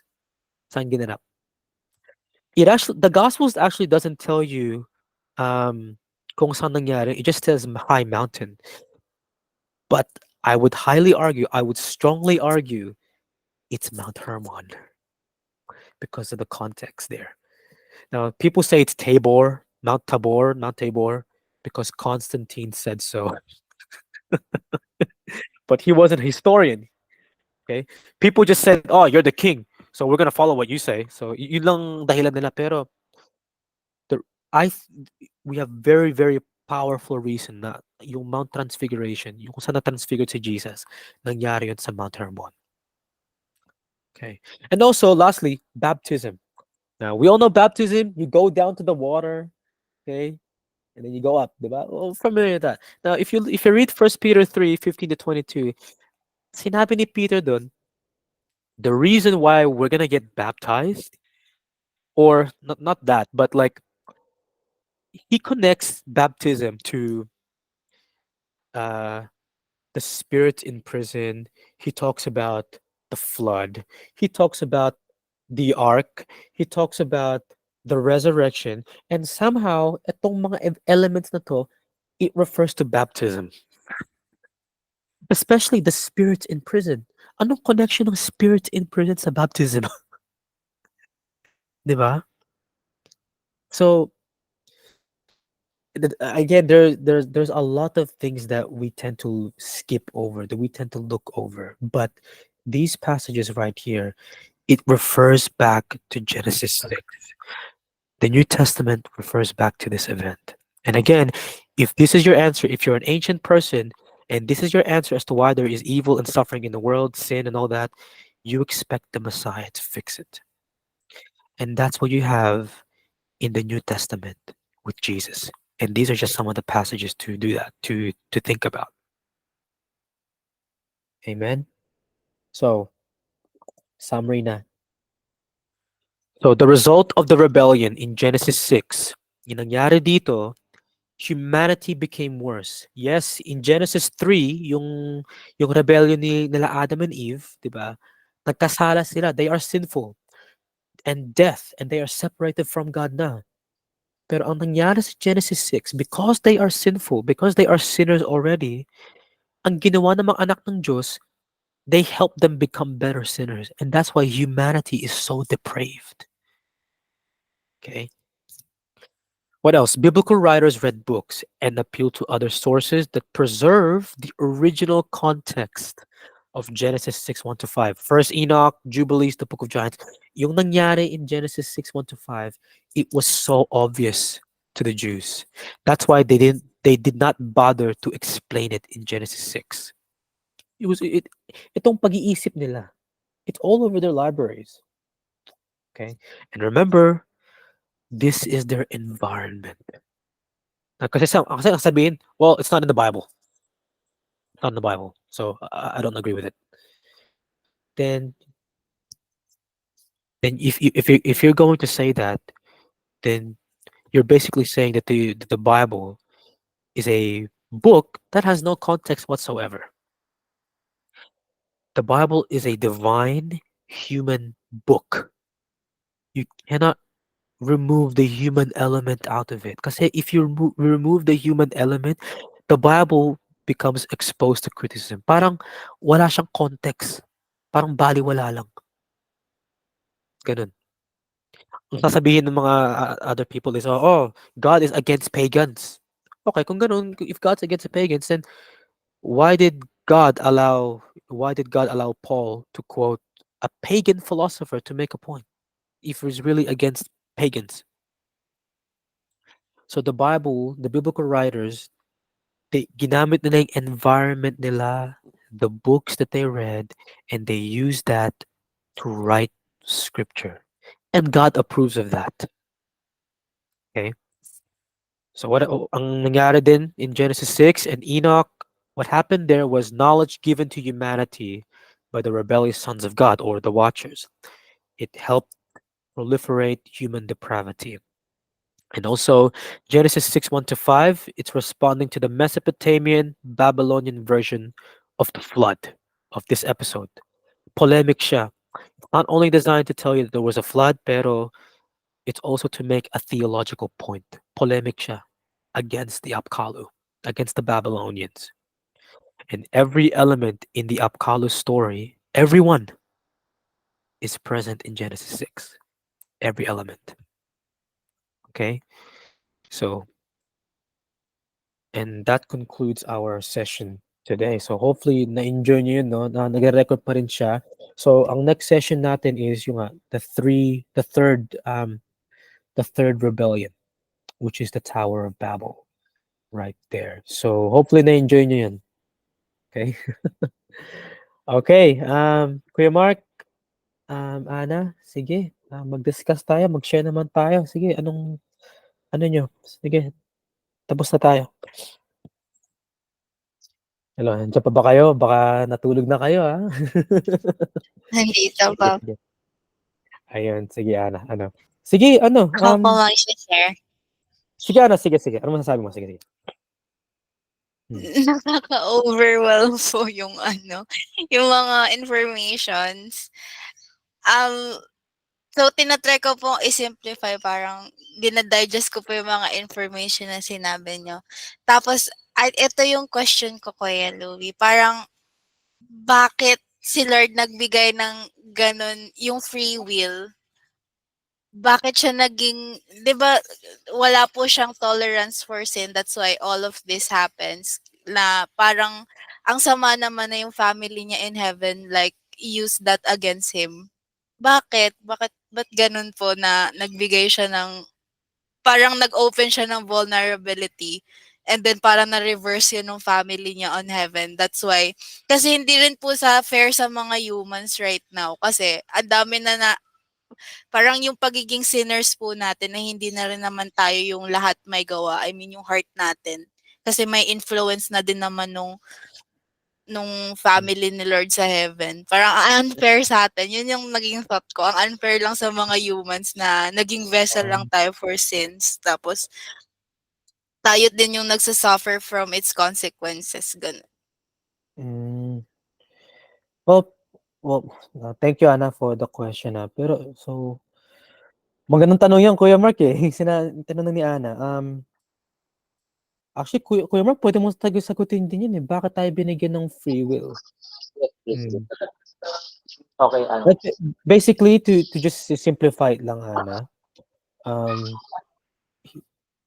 kasi as a loving God, hindi siya puwedeng maglikha ng kasi remember they are also His imagers, pamilya niya rin siya, and so mahal na mahal ng Diyos ang mga pamilya niya. And if God is a really loving God, then He has to create beings who are free with freedom of the will. And kasi ang gusto ng Panginoon relationship, family, and so He wants us to respond to Him in a free manner. hindi niya tayo pupuwersahin sa kanya na tanggapin siya. Hindi. So, and you can also say the same thing sa supernatural family niya. And of course, given and of course, alam ng Diyos yun na okay, because they have free will, they have the capacity to choose the good, but also they have the capacity to choose evil. And I believe, Anna, I can't prove it, pero I do believe na mas okay na yun kesa sa maglikha siya ng pamilya niya na wala namang walang freedom. It's just it's much worse if you think about it. There is no relationship there. There is no substance there, 'di ba? Can you imagine can you imagine ako, can you imagine being married to someone who's a robot? It's just it's I can't even imagine it talaga. Now, yes, alam ng Diyos in His omniscience, alam niya yon na humans and also yung supernatural family that they will sin. But I think that that's better than not having us at all or not having created beings with free will. So, kaya ganun, and it's worse. And also, since na sinabi mo din yun, um, nung tinuro yung mga knowledge sa tao ng mga anak ng Diyos, yung mga sons of God, no, they could have resisted it. I would say they could have resisted it. Kasi may moral conscience din sila but because they succumbed to it, na ano sila, di ba? Parang na-tempt din sila. Oh, maganda to. Kasi remember, this is the second rebellion second rebellion na to. Genesis 3, naging sinners na sila. So, in Genesis 6, parang lumala talaga Naging sinners na sila. So, ang nangyari doon is, okay. Let's help them become better sinners. To stop God. Parang ganun. To stop Eden from spreading. Kasi remember, that was the original job, to stop the advancement of the kingdom of God, di ba? And also, you need a lot of people to do it. Di ba, yung mandate is be fruitful and multiply. Be fruitful and multiply. Well, okay, we're gonna multiply. Gagawin ng Diyos yan? Okay, pero we're gonna infect them with this knowledge to stop Eden from spreading. So that it's only full of evil, ganun. Kaya, yeah. Ano, I don't know kung nasasagot yung tanong mo, Ana, pero that's what I would say lang. Yeah. Louie, ang ganda ng sagot. Ang ganda yung sagot. Ana, yun yung emphasis natin doon. Involve yung choices natin. Ang nakikita mo ng fairness yung parang, Lord, ba't mo naman inalaw tong mga supernatural being na influence ang human being. Pero yun nga, involved yung free will doon ng human being. So, tuwing may magiging masama sa human, nag-decide talaga. At nakikita ko yung powerful, super powerful. Sa totoo lang yung reklamo natin sa free will, nakikita ko siyang sobrang ganda. For example, right now, na mo, anak, si Louie, hindi siya magpahinga. Saan niya ginagamit yung choice ng free will niya? Ikaw, saka pa, anak, kung alam mo lang, nasa mga kamay mo, ano pasayahin itong almighty God na to, itong powerful God na to. At sa totoo lang, gumagana yung freedom of choice natin. At nararamdaman ni God yun, napipili niya na totoong pagmamahal yun. Kasi pwede natin itong hindi gawin. Pwede. Ang dami. Ang dami tayong pwedeng gawin. Ang dami alternative. Kaya yun, tama. Maganda na yung natouch ni Louie na hindi porket may foreknowledge si God na magagawa to ng human being, na magagawa ng mga angels. Ibig sabihin si God yung author ng evil na yun. Ayoko sanang bigyan si Ana ng malis ng Calvinism, yung determinism. Yun yung Na every time maririnig mo yun yung abuse ng word. So, Yeah.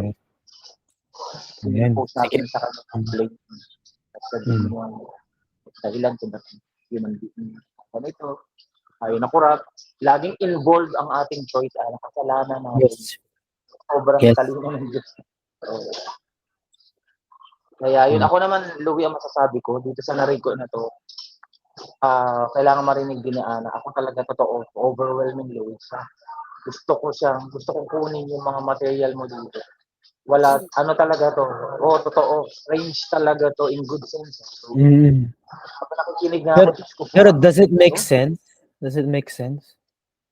Hindi ganon, Louie. Para bang new discovery, new revelation, yun na, parang ibang side ng reality.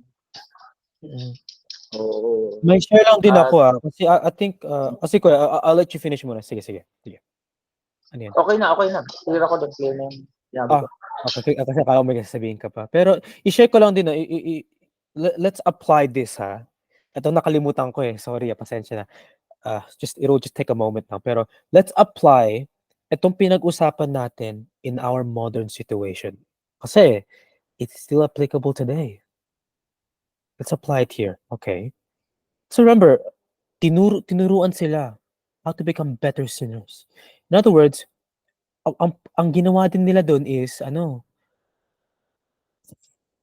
something that's good, they can turn it into something that's evil. Halimbawa, okay. Today, Ganda, Louie. Ganda. Kasi, kuya. Actually, you know what? Let's go in a chronological manner para maunawaan din para maunawaan mo rin, Ana. Okay, dati, 'di ba tinuruan sila ng mga swords and knives? 'Di ba tinuruan sila? Kasi let's just say one time walang mga ganun. Okay, tinuruan sila. Okay, this is how you make swords and knives, okay? Gagamitin mo 'yan para magpatayan kayo, okay? Okay, tinuruan na sila. As I remember, the idea there is it helped them become better sinners. That's the idea. It helped them become better sinners. Okay na. Tinuruan na sila how to create swords, mga knives. Magpatayan kayo. Ganyan.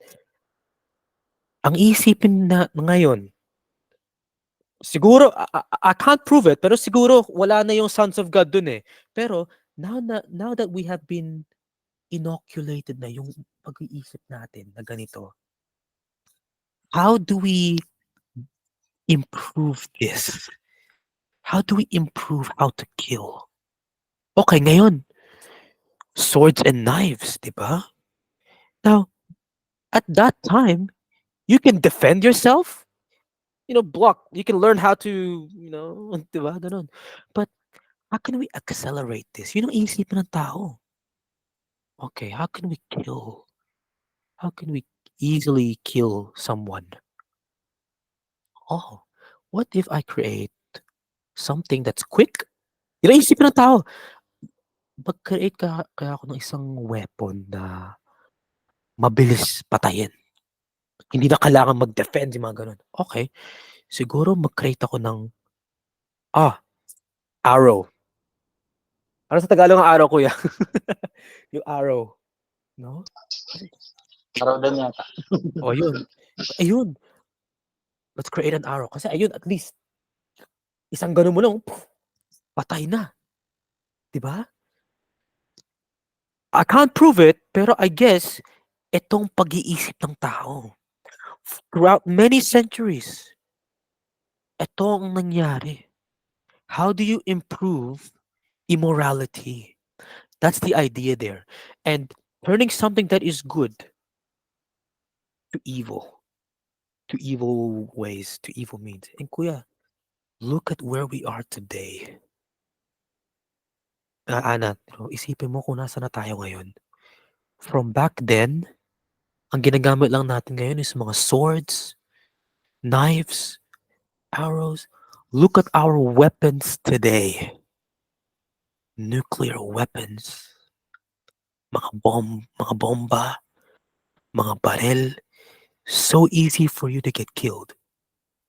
Isang drop lang ng nuclear bomb, patay ang lahat ng isang city. Now, humans are the cause of that. Of course, silang nag-ano niyan. Pero the idea there is we point this back to Genesis 6. Nangyari dun. That's the idea there. Humanity became more and more wicked. It helped them become better sinners. That's the idea there. And for example, ito, turning something that's good to evil. 'Di ba ang mga telepono, it's good, 'di ba? We can all say na maganda 'to. Pero ganitong pag-iisip natin eh. And we can trace it back in Genesis 6. How can you use this phone and use it for evil? I can commit crimes with a phone. I can use um I can detonate a bomb with a phone. 'Di ba? What else? 'Di ba pinag-usapan din natin kanina yung arts of seduction. Think of pornography. It's all over there. What else? Produce altered states to lose your mind. We have so many drugs today. Ano pa? Kotse. Halimbawa, kotse. Okay? Cars. 'Di ba? We can say to ourselves, "Oh, maganda ang kotse. It's good that you have a car." Kasi you can travel there para hindi na tayo maglakad, 'di ba? Para mas madali tayo makapunta doon. But how can you turn that to something that's evil? Oh, I know what I will do. Alam kong gagawin ko. I want that guy dead. Anong gagawin ko? Sagasaan natin siya. What else? A fork. A fork. Okay? Kutsara, tinidor. It's good for, pagkain, di ba? Pero I can hit someone with that. Pwede kong gamitin para hampasin ng isang tao. So, it's still here today. Now, yes, it's part of us. Itong naging pag-iisip natin. Pero the origin of this, kung bakit tayo merong ganitong pag-iisip, is because of what happened sa Genesis 6. Tinuruan tayo. How do you accelerate depravity? How do you help humanity become better sinners? That's the idea there. Ako talaga ang kinakatakot ko is halimbawa, the nuclear weapons, artificial intelligence, 'di ba? Kaya that's just one of the things that nakalimutan ko sabihin. Very practical in our modern world today. So we are the cause of it, pero the origin of it is yung nangyari sa Genesis 6. So I think that's the last thing that I want to say kasi I forgot to mention that part. So ayun. Sige, questions pa? Kahit tayong apat lang. Si Mama Doris, Kuya Mark, andyan ba? Kung meron siyang masasabi or Ana, sige, kung meron pa kayo, sige. Mama, amazement lang siya. wala yung tanong. Alam mo, parang ano ka, kain ka ng kain, mga bagong information. The same, kahit sa akin, Louie, yun talaga eh. Ang naiisip ko nga habang nakikinig ako, paano ko magtatanong dito? Hindi tanong yung kailangan gawin para bang kailangan Share kahit insights lang, kahit si Ana, kung ano yung parang what stood out to you there, ganun.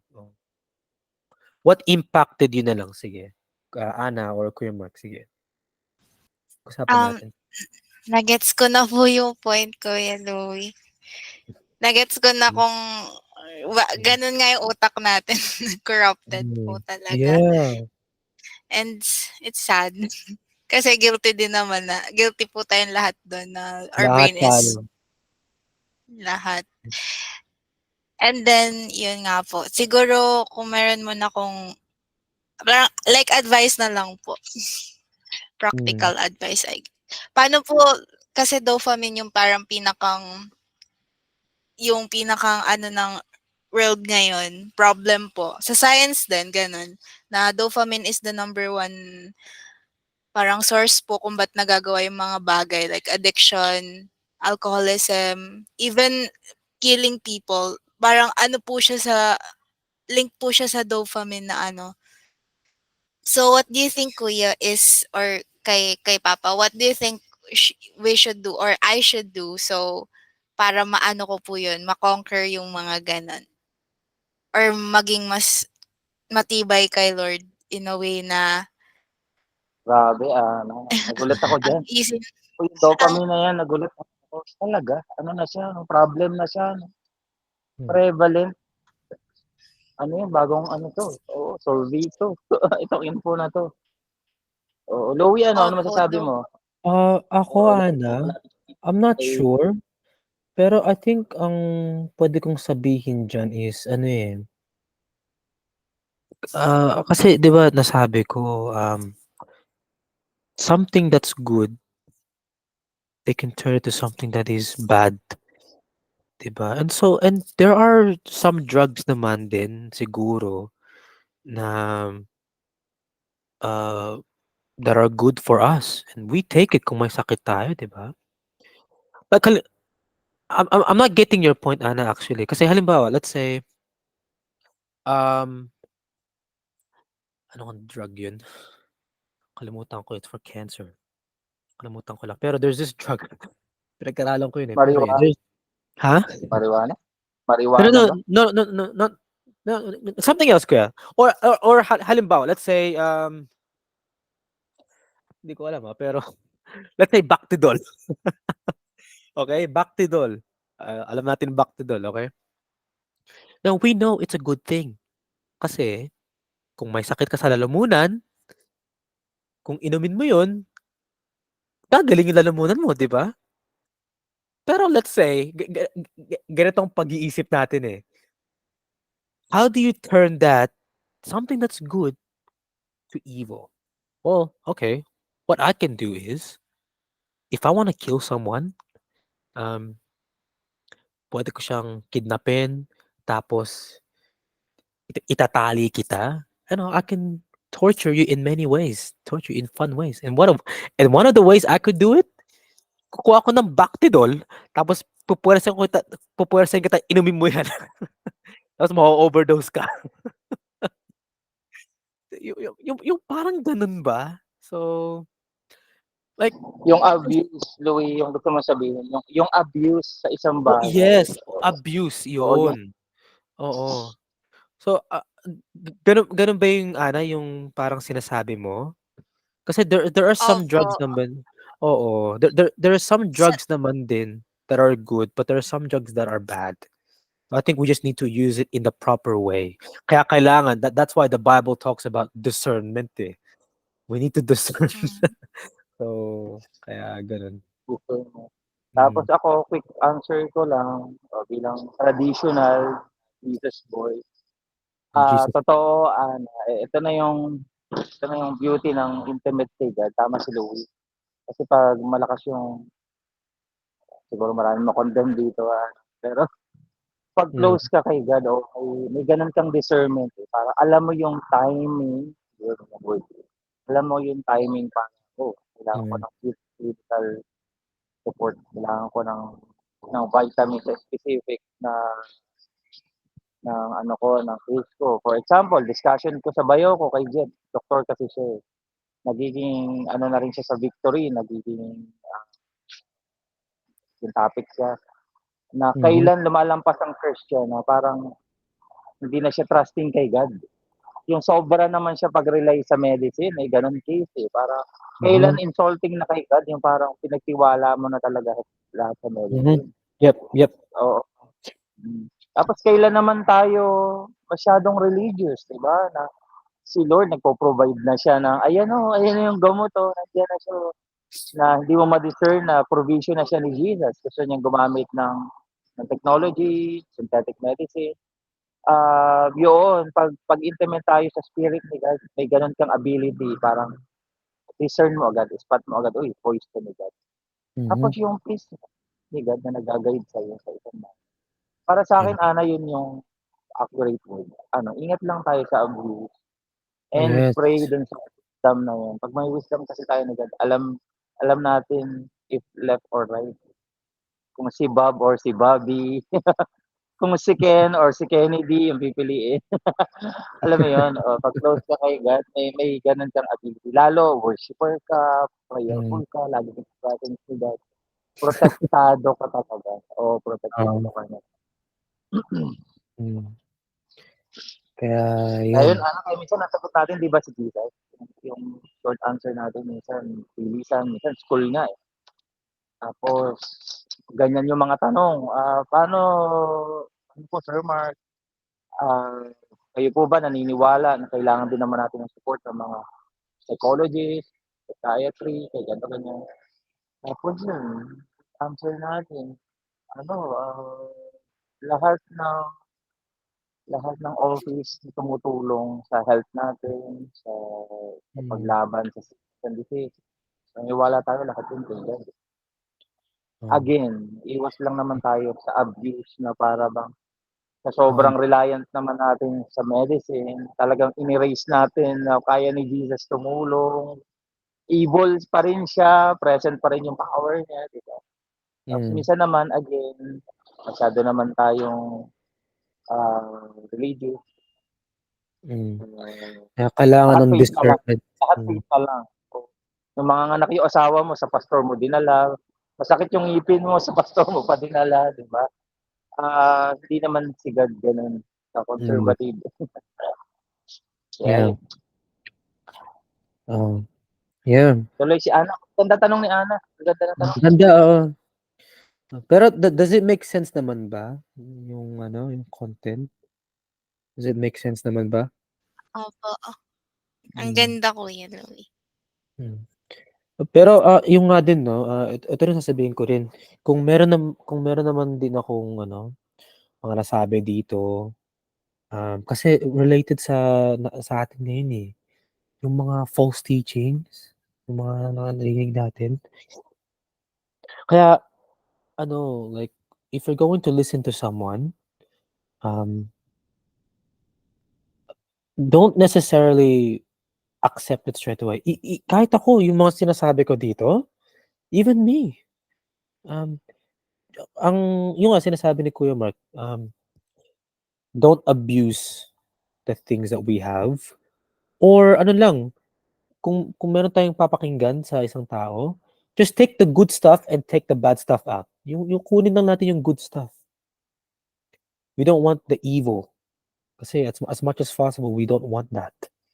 'Di ba? Kahit ako, ayan, Kuya Mark, Ana, sa inyo, kahit ako yung mga sinasabi ko dito, if there's anything na it does not seem right to you, let's question it. Kasi as much as possible, let's get to the truth. Especially pinag-usapan natin dito, false teachings. And I am accountable to God kung meron naman akong masabing masama that will lead people astray. God forgive me if I do that. But I don't mean to. Kaya lagi kong pinagpe-pray na, Lord, guide us back sa katotohanan. Kasi yun lang naman ng goal natin kung saan ang katotohanan, eh. Kaya lagi kong sinasabi rin minsan, nasabi ko rin na I don't expect everyone here to agree kaagad. I don't. If you agree, okay, that's good. Pero not necessarily, I don't expect it. Especially itong series natin, it's just totally strange talaga. But I will try my best to be biblical and also be consistent as well. I want it to make sense. Kasi the Bible has to make sense din. It has to. Kaya, kaya ganun. Di ba, Kuya Mark? Ano? Sige, ano pa? We have 10 minutes. 10 minutes pa. Kung meron pa kayong gustong 10 more minutes siguro. Ano, Kuya Mark? Si Mama Doris, wala siyang share, Kuya Mark? Wala naman?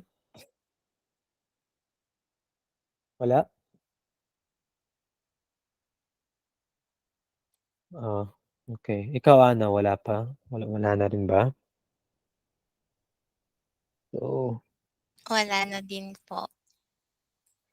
okay, okay. So, siguro kung wala naman din 'no, um, sige, briefly lang natin, introduce yung next topic. So, next topic is yung The Third Rebellion. Malapit na rin tayo. 3 sessions na lang.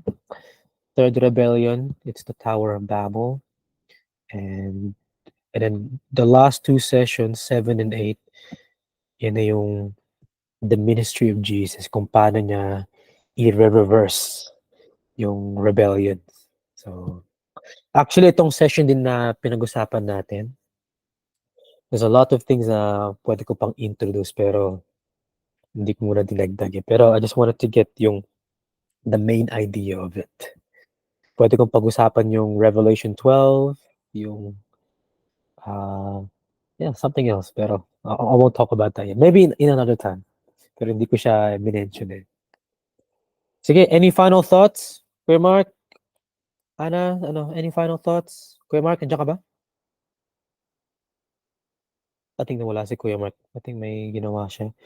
O sige, kung wala naman din, no, so i-end ko na yung recording. End ko na lang siya.